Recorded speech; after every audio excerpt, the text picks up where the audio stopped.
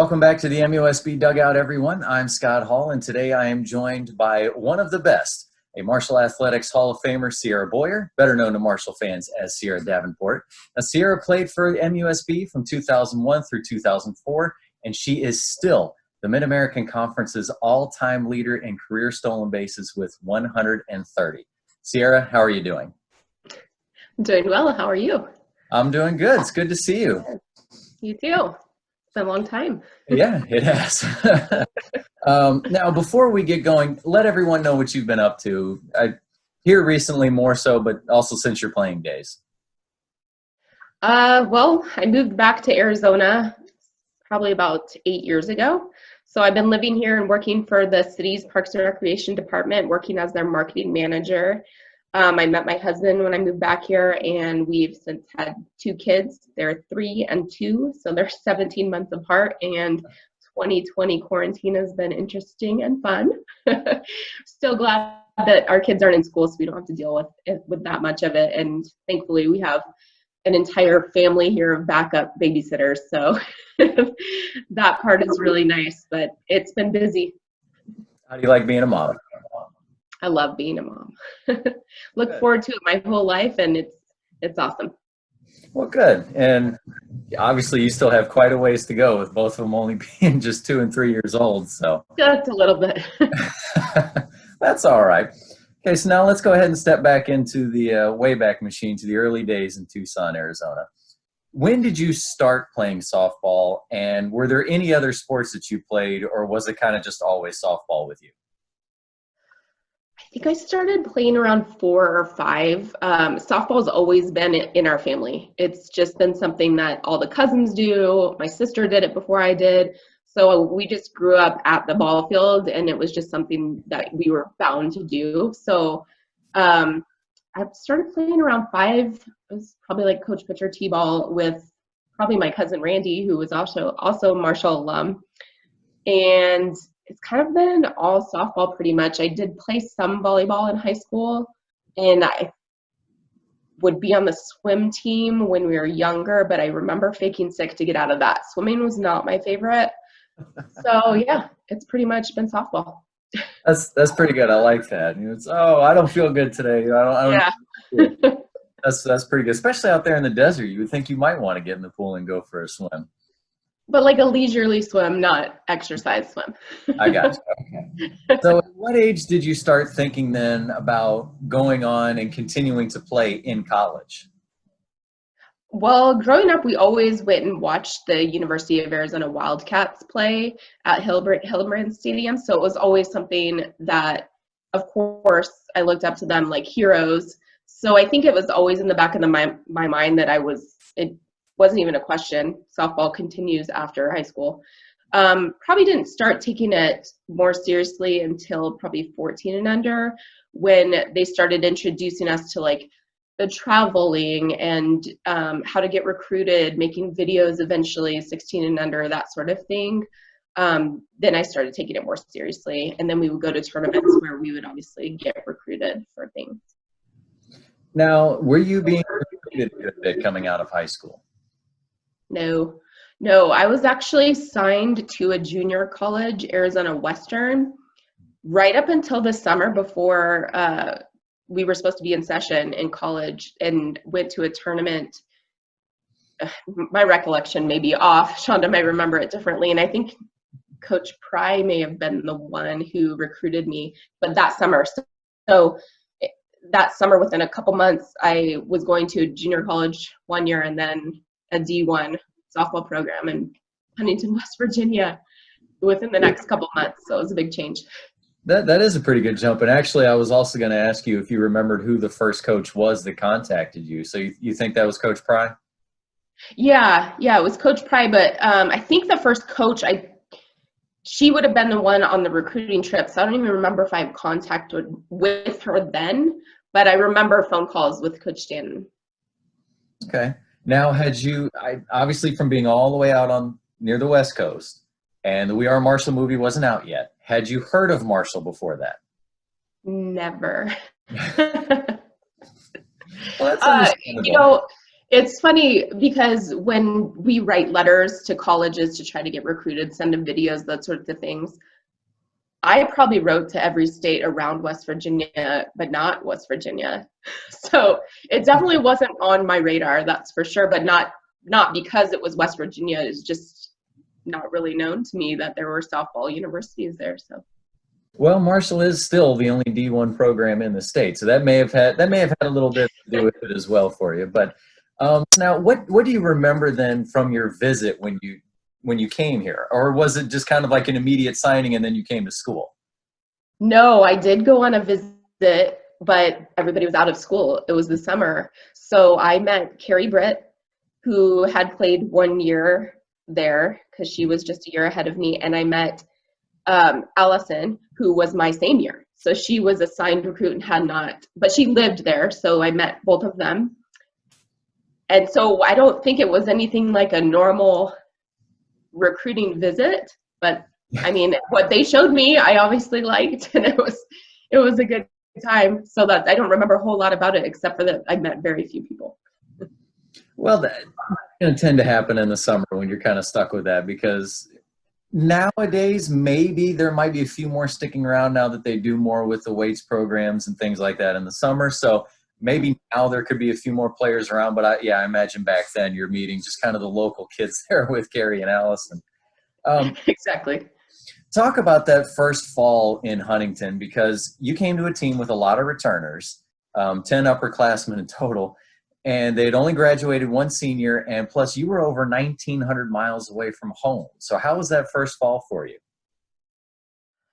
It was weird. Shonda will always remind me of this story. My mom, they left me at school, and I think my Aunt Linda had packed me a bunch of cookies, and I didn't really know how the meal card worked. Like, I wasn't sure if I had to go get it loaded somewhere, or if it was just like magically loaded. Like, this wasn't a technology time, really. Yeah. So I didn't eat for like the first 2 days. I just kind of survived on those cookies because I was too nervous to, and I didn't really know my teammates yet.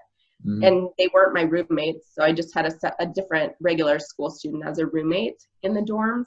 So I just didn't go eat. I was afraid to show up and have them scan it and it not work or not be loaded for whatever I need it for. And I don't know. I don't know what I was thinking. I was just young and scared. But as soon as I met my teammates and my incoming class and got to know them, everything was awesome from there. I imagine a lot of freshmen probably kind of go through the same thing, whether they're athletes or not, kind of like, I don't know if this is going to work. I'm trying to remember, because I came in as a freshman the same fall you did, and I knew it was going to work, but at the same time, I still had that fear that they're going to scan and look at me and go, no, you can't eat. No. now I'm going to be sitting here thinking, oh God, what do I do now? Yes. So yeah, I did have a roommate though he's like, come on, come with me. That was nice. So yeah, he did at least help direct me to the cafeteria there in the beginning. But now, how was it going through your first season though of collegiate action? Because you ended up having a good season. You bat .305, 54 hits, 23 stolen bases, also 14 wins in the circle. So you're getting action on both sides, and an all-max selection. And plus, I don't know if you remember this, but you reached base at least once in the last 33 games of the year. Kind of a nice little stretch there. So how was it going through that freshman year? Oof, I don't even really remember. It was all kind of a whirlwind. I just remember thinking how crazy it was to be playing with this whole new group of women and actually getting to physically play. I think your freshman year isn't always normal. And being signed to a junior college, I wasn't thinking, okay, now I'm going to go to a D1 and immediately play. Like, that wasn't in my mind. So being able to step on the ball field and actually do that was exciting. And I think just being able to start, and Shonda had obviously already been there a year, but being able to start with, the coach that recruited me was nice. And I know there was some issues with the changeover in coaches and some of the other players, but they were all really nice and awesome that first season, trying to get everybody on the same page. And everybody wants to win. How were your nerves when you stepped out onto the field for the first time in collegiate action? I don't even remember. I'm sure I was kind of oblivious, and once I get up there to play, I'm just kind of phase it all out and just do it. Well, you did end up with a couple of hits in your first game against UAB, 8-inning game as well. So, hey, your first game as well go extra innings, right? Now, okay, your time in the circle after your freshman year kind of really drops. Now, did you miss pitching at all? That's a tough one. Sometimes I missed pitching. I definitely didn't miss practicing pitching. That wasn't my favorite thing to do. You always, I mean, as a pitcher, you're always putting in extra time, because, and you should anyways as a player, but as a pitcher, you can't just, expect that all to come back to you. And so, you've got to work on it before practice, after practice, all summer long. You're never not supposed to be. So I didn't miss that part, but I think I missed a little bit of the game time pitching, just because it's something you did for so long and did put so much extra time in throughout the years growing up, and that part's a little sad, but for the most part, I was just lucky to still be, I'm still in the lineup, I'm still playing whatever position I could possibly be playing, so I wasn't that upset about it, especially when it's for the good of the team. The purpose is to recruit the best, so if that's not me, that is fine. Well, and you were definitely going to really go with the extra work too, because you weren't just a pitcher, you were obviously a hitter too. So you really had to try and make sure that you're mixing in both during your practice time and all that. So now, I don't know if you know this, but you still hold the Marshall freshman record for shutouts in a season with 5. That's funny. No, I didn't. I don't think I ever knew that was a thing. Interesting. Well, it's another one of those things that I kind of added to the record book several years ago. I just thought, you know what, we've had some great freshman years. Let me figure out a freshman record book. So I like it. I'm throwing that one in there. But now, out of the positions that you did play, was there one that you enjoyed more than the others? Yeah, I think I enjoyed first base more than the others.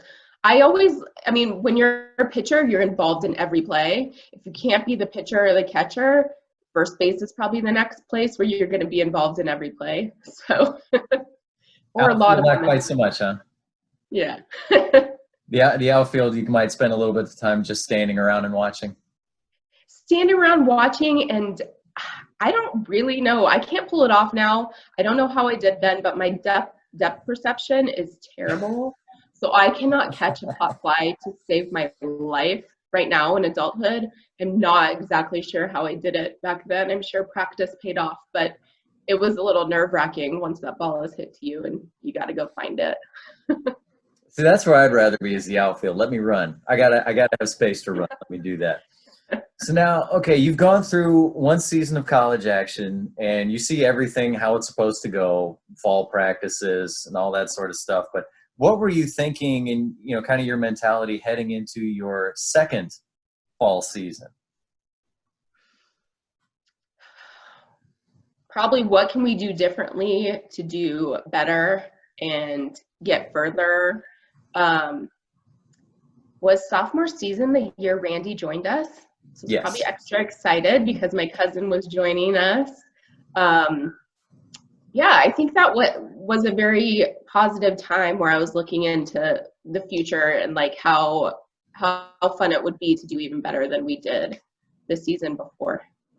Well, your freshman year, the team had 35 wins, but still ended up missing out on the MAC tournament. So Exactly. Said the team did well, but you still kind of missed out on a chance at the postseason there. But so now, and okay, so how much fun was it then to be able to have your cousin come out and join you in Huntington?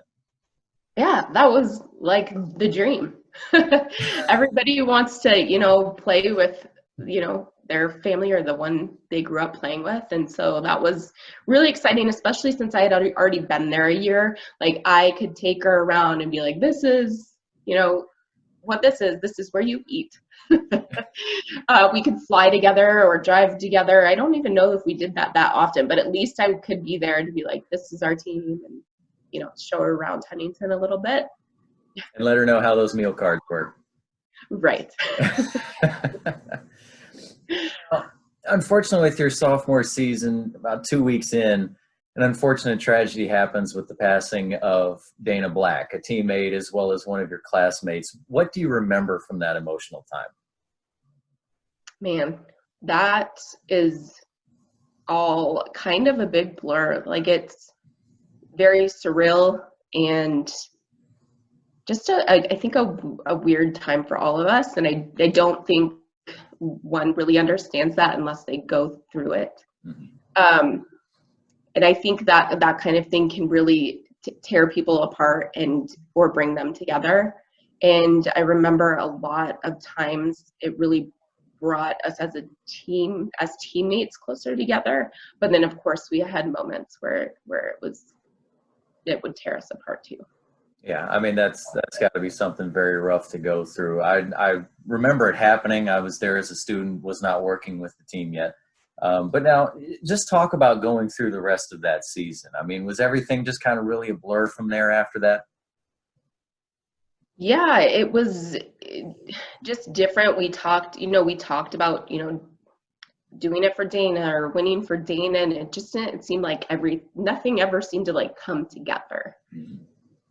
So I don't think it worked out quite the way we were hoping it would when we were trying to, dedicate that season to her. And I don't know why, but yeah, I just remember it being a weird season. One I probably don't look back on too much. Yeah. Well, I mean, hard times, so definitely understandable. But so now, how about going into your junior season? Things are changing for the program. A class of 7 graduate. A group of 8 freshmen come in. All kinds of big personalities. I've already talked to 2 of them here on this series. Oh, what do you remember of that group coming in that fall? Man, they brought a lot of energy, that group did. I remember when we hadn't even really met them besides on the recruiting trip, and they were getting us all together to go throw the ball around on the field. Like, they basically organized a practice that wasn't a practice. And it was kind of like so different for all of the returning players. We're like, what do you mean we're gonna go practice when we don't have to practice? That's crazy. So they brought this whole new energy of like love for the game with them, which was really exciting and refreshing to see after such a weird season. Yeah, I imagine that was kind of a really good just shot in the arm for the team, really. Yes, it was. They have a lot of good energy they brought. So now with that, trying to kind of recover from the 02 season, this new lifeblood coming in, what were you thinking expectations-wise then going into your junior year? How did you think things were going to turn out for the team? I mean, I felt excited for the energy, and not knowing their skill level, I wasn't that hopeful that we would really do much better than we had. I kind of been disappointed the past couple of years as far as the postseason goes, but hopeful that we would be able to figure it out and that there would be some really good talent to help carry us a little bit further. But also, like, you don't know what's coming. Like, is my position in jeopardy? I don't know, because you want good players too, but then you gotta fight harder for yours. So, I mean, they probably had me step up my game too. Well, good. I mean, clearly you ended up getting into the Hall of Fame, so that might have been a good thing. It's giving you a little extra boost there. That's right. Yeah. But now talk about going through that year. What was it like? Because if I remember correctly, the team wasn't picked very highly in the MAC preseason polls, but win after win, the team is breaking records. I mean, how was that experience for you going through that?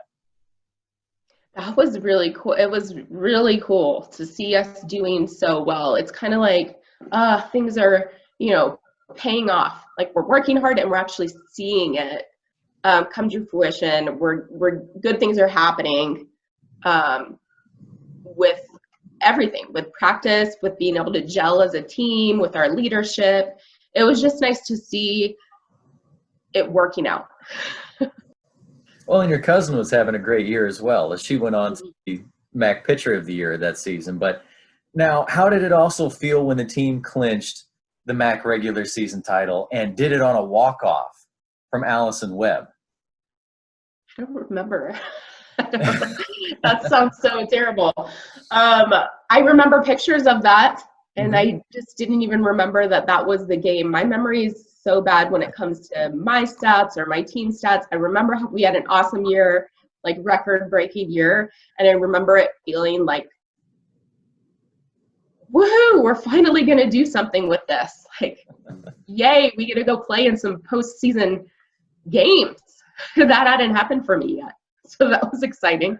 Well, I mean, unfortunately, disappointment in the MAC tournament that year. But so now, what was your focus then going into your senior season? You know, this is your last year at Marshall. So for my senior season, I stayed maybe the last 2 summers, but definitely that last summer I was in Huntington. I was determined to do all the workouts they were putting out. I had our trainer Melby was out there timing me, doing runs on the football field. I was determined to bat over 400, which I didn't do, but that was my goal. I set for myself for that season, and I had set goals, and I was determined to do everything I could to at least try to achieve them, whether or not that happened. You did get close. You bat 390 that year, but so now it's not 400.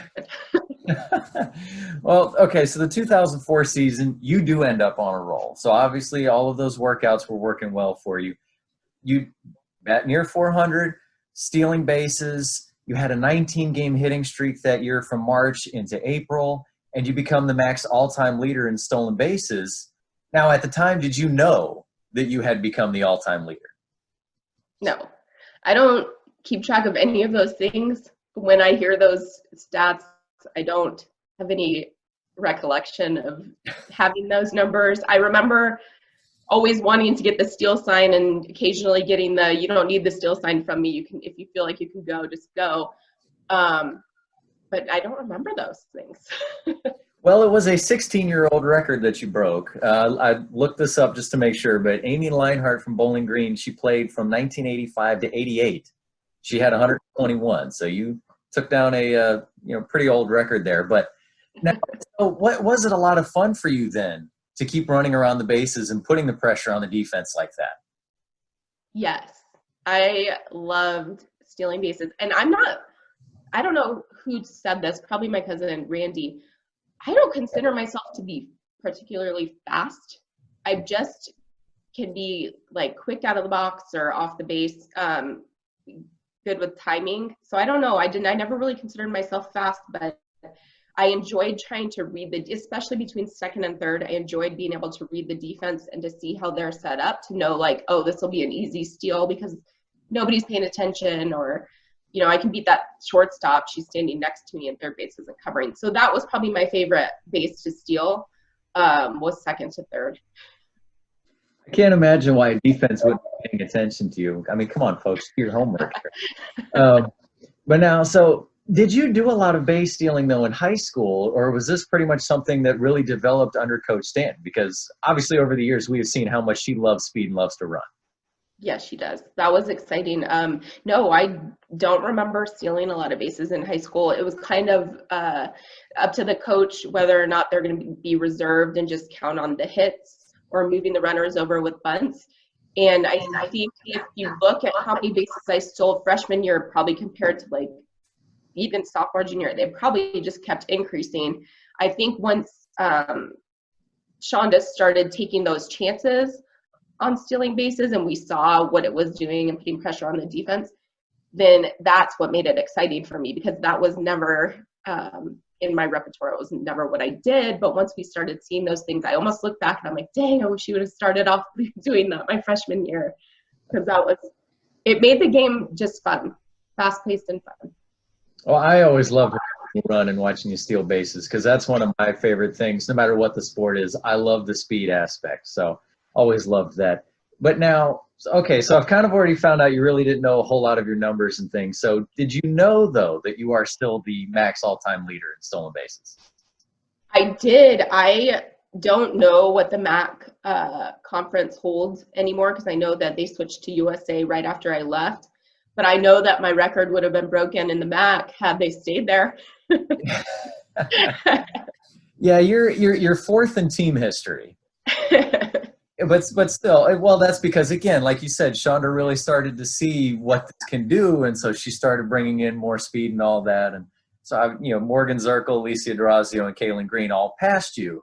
Yep. But the MAC, this is crazy. what I looked up. Apparently, the MAC doesn't do a whole lot of running much anymore. But one player has come close to you, Lisa Rosansky from Ball State. She stole 128 from 2008 through 2011. So she got. Ooh, that's close. Yes. Sounds like they're picking up their game a little bit, but that was till 2011. So yeah, well, and that's the thing. When I was looking at the record book for all the players that are listed in there, I think they might have maybe at least a top 15, something like that. There's only 3 players who have been playing from 2000 on, and you're one of them. Interesting. I don't think the MAC doesn't seem to be that interested in trying to run since Marshall left. Weird. Maybe if some of our old alumni coaches make it into the MAC, they better start pulling out the wheels. Getting those players running again, trying to spread Shauna Stanton's knowledge there with that. Geared them all off. Okay. Well, okay. Now going back to your senior year, though, the team that year, it's kind of an up and down season. Things in the middle of the season kind of start rolling. You even start conference playoff at 6-0, but then it just seemed like the wheels kind of fell off from there. I mean, what do you remember from going through that year? Just frustration. I just remember thinking that we had it all and we're going to go places, and it just never coming together when we needed it to. Just frustration. Now, senior weekend for you, Sarah Chamberlain and Sarah Wilson, what was it like for you going through that, and especially that day too, and unfortunately realizing that it was over? Yeah, that was sad because it's weird to be defined by something for so long and then it's just over. It's very strange to think that, your career culminates and then there's this weekend and you're done. There's no post play that year. There's, nothing really to look forward to afterwards unless you're going into coaching or something like that. Competitively, it's kind of like just done. Now, do you remember a reporter coming up to you after the game and asking you, hey, what does it feel like to know that your career is over? And I remember you giving me this look of like, is this person serious right now? and then you looked at them and said, well, it hasn't hit me yet that it's over. Thank you. Thanks. Thanks for the heads up. Yeah, exactly. You are old. No, I don't remember that. Did he print that? I don't know. I never went and looked that one up. That's hilarious. I'm not also going to say what paper they were from, but just in case.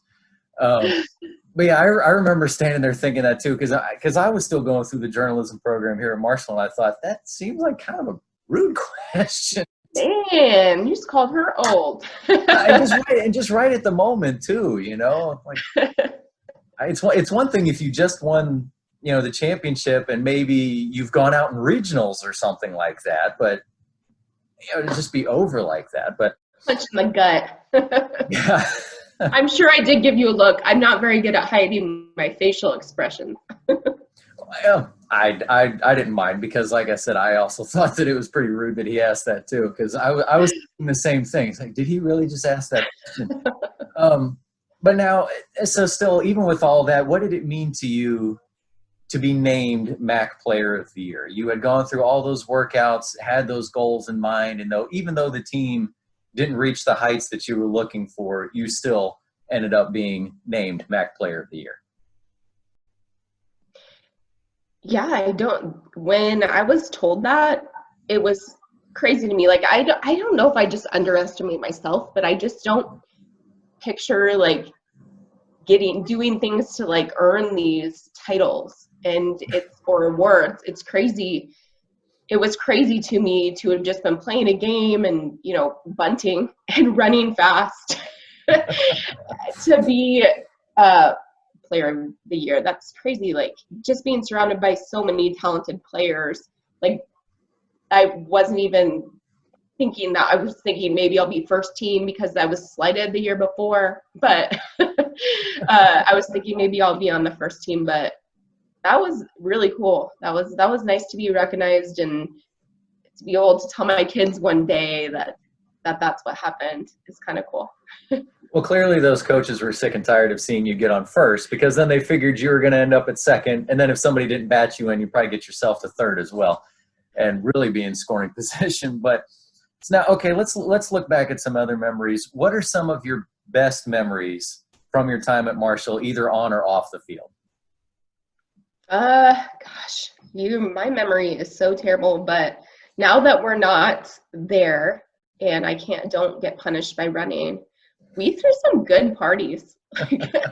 Our softball team, no matter what year it was, we knew how to throw a party or hang out together at a party, no matter what I think our relationship was, on or off the field. Like, we could have fun together, and that was good. Like, I remember always feeling like I had a core bond with my teammates as a whole. Like, I always felt like we came together and really bonded with each other, and whether or not that translated on the field, not always, but it felt like off the field we could hang out and be good friends. Softball wise, I remember Sarah Gullah getting hit in the head by a line drive, and I caught it in foul territory at first base, and then I had to go in and pitch to that same girl, and I walked her. But that was definitely a softball memory that stands out. I don't know, we had some good times, and no matter how much I complain about conditioning and some of the running that we had to do, it was all worth it, because I had some of the best years of my life there. Yeah. Now, here's a story that I've heard dozens of times, and do you still ever think about or even tell the story that Joe Stanton always loved to tell? Yes. Yeah, the one about the motel room? Yes. I swear I did not tell him the wrong room number, but he says I did. And knowing me now, I definitely told him the wrong room number. My brain just doesn't always compute things correctly. But I do remember we were staying at one of those motels that had doors to the outside, and we all got on a bus to go eat, and he needed my laptop for some schoolwork he was doing. And so I gave him my room number, and he went to the front desk to get a key, I guess. Mm-hmm. I guess it was the wrong room number. My roommate at the time, I think it was Allie. She was supposed to be she was my roommate. So Joe walks in this room that he thinks is mine, and apparently there's like a video camera set up, which I was known to have a video camera, and there was like sex toys and dildos everywhere. And he was like kind of freaking out. And of course calls and is like, what room number? 245 or whatever room number it was. I'm sure he remembers the exact number. Yeah. And I probably was like, oh shoot, no, it's this one. And so he went to the correct room and walked into like stuffed hippos, stuffed animals, like, yeah, kid stuff, girl stuff. So I feel really bad to this day that he did that, and how dangerous that could have been if people were actually in there. So I remember we came back and we switched hotels that night and never knew why until Joe was free to tell the story. It was always funny to listen to him tell the story, because he would still, even a few years later, he would still freak out when he would tell everybody, much in the same way that I'm sure he freaked out when he walked into the room. Yeah. But he said he's sure that somebody probably has video of him somewhere walking into this room going, oh my God, just absolutely losing his mind. Oh yeah, he still told that story years later, and players are sitting there going, I don't know who this player is. Yes, And then I'm of sure course I they had to go, are like enough about. well, and then of course I had to go, hang on. It's like, look in the record book, one of the best players we've ever had. Anyway. But yeah, oh yeah, he was still telling that story years later. But say I wondered if that's one you still remember and still tell people. Oh yes, I definitely remember that story. And Coach Stanton singing on the bus and spitting apple on Missy, I think it was. She would think of these funny things to do on the bus, and she was singing a song. I can't remember. It was probably like Fleetwood Mac or something. I don't remember. But she was also eating an apple, or was that when she was yelling? She might have been yelling at us. I don't know. We'll have to ask her about that one. She spit apple on Missy for sure. Well, when I get a chance when I get this video posted, maybe we'll have to put on there like, hey, Shauna Stanton, do you remember which particular one this was? Why were you spitting apple? Were you yelling or were you singing? We don't know which one it was. Oh, gosh. Okay, so years go by. Now, what did it mean to you when you received the call that you were being inducted into the Marshall Athletics Hall of Fame and in your first year of eligibility as well? I was like, what? Are you serious? Is this a real phone call? That was just surreal. Like, I don't even know how else to describe it. Like, never in my wildest dreams did I picture that my name would be up there on a wall with all these other, like, tremendous athletes that have gone through Marshall. It was definitely, I didn't even know who to tell because I was like, is this real? Like, are they going to be like, well, it's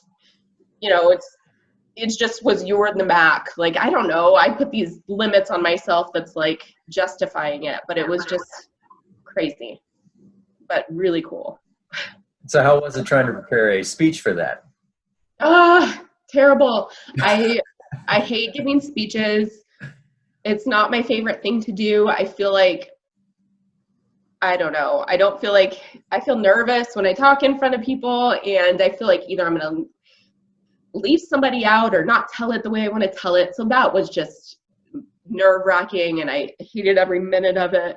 But hopefully I did okay. That's definitely something that's not one of my strong suits. You did. I was there for that. I think you came through that all right. So now, what does it mean to you as an alum to see the continued success of this program? Obviously in 2013, winning the conference championship, getting to go to regionals for the first time, getting the at-large bid in 2017, and just the team continuing to break records. That was so exciting, but I have to admit I was super jealous that I was not younger and still on the team, because they were doing all the things that you want to do.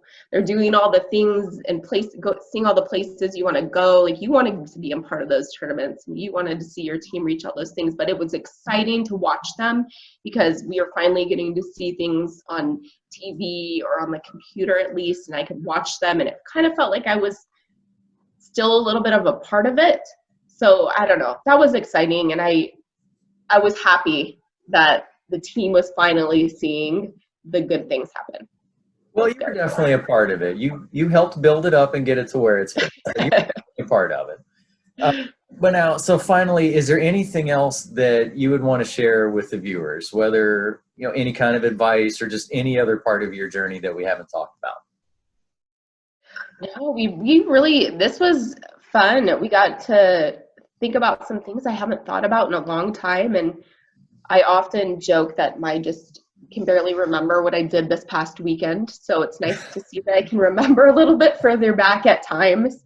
It was an exciting time, and I'm happy for all the new freshmen that get to I just started this fall season, and hopefully get to play a spring season. I don't know what that looks like, but just enjoy it, have fun, and work hard because it pays off. I think we know I didn't always put in that work in the beginning, but as time went on, I definitely wanted to see greater success. So put in that work, and it only lasts a short time, and then you'll be looking back on it like, where'd it go?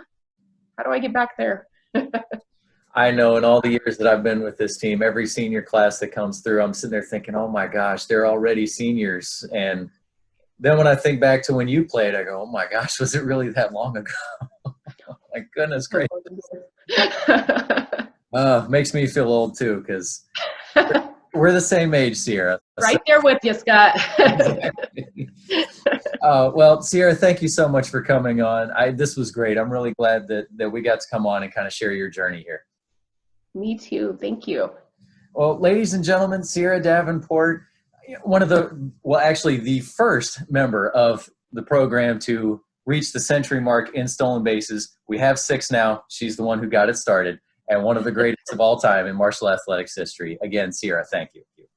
Thank you.